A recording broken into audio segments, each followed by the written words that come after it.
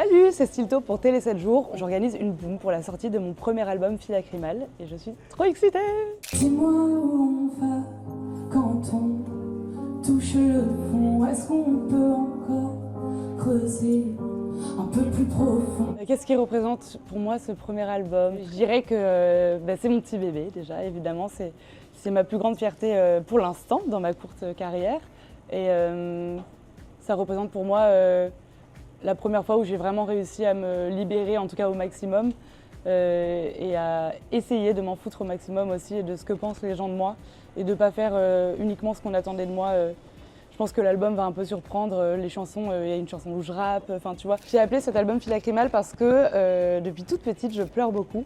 Avant, j'en avais un peu honte parce que tu vois, quand t'es petit, on te dit tout le temps de sécher tes larmes, d'arrêter de pleurer, etc. Puis dans la cour d'école, il y a quelques moqueries. Et du coup, je me suis toujours dit qu'il fallait pas pleurer devant les gens. Sauf que moi, je pleure beaucoup, voilà, je déborde, c'est comme ça.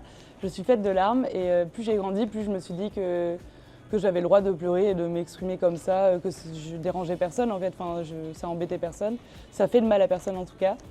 Et du coup, j'ai eu envie de l'appeler Fille Lacrymale aussi parce que lacrymale, c'est un mot un peu... c'est pas un très beau mot et du coup, je trouve que c'est un côté un peu intriguant. Moi, j'aime bien dire que l'album a un effet un peu câlin. En tout cas, j'ai l'impression et c'est ce que j'ai voulu faire. Un endroit où on se sent bien et quand tu mets ça dans tes oreilles, tu te sens bien. Alors j'aime chanter depuis que je suis toute petite. Je donnais des concerts chaque Noël à ma famille. Donc je m'imposais comme la chanteuse de la famille, mais par contre j'étais déjà tellement timide que je chantais très peu fort et du coup personne ne m'entendait. Après, quand j'étais au lycée et au collège, j'ai commencé à faire des vidéos, enfin au lycée, pas au collège d'ailleurs, jusqu'au lycée.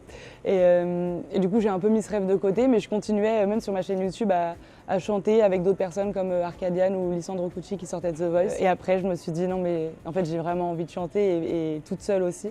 Et du coup j'ai commencé à faire des reprises de chansons comme Gaffe aux autres de Ben Mazuet et Jérémy Frérot ou Bad Boy de Iseult, enfin plein d'autres chansons. Et j'ai publié sur Instagram et après ça m'a donné vraiment la force et le courage et l'envie surtout de continuer encore plus. Faut que tu m'aimes, sinon je fais quoi?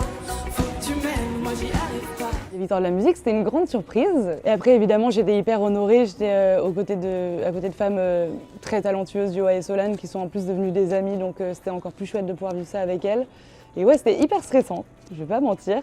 Mais c'était un grand moment et ça m'a donné beaucoup de force pour la sortie de mon premier album. Ça donne l'envie d'y croire encore plus fort.